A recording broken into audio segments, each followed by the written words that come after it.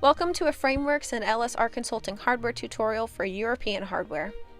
The first step is to measure the distance of the hardware so you can mark these areas on the wall for accurate installing. If you're installing with anchors, you will need to make hollow divots in the wall using an awl or another pointed object and install the anchors that way, and then move on to the screws. Drill all the screws into their measured locations. Next, you're going to install the spring lock into the bottom hardware of the back of the frame.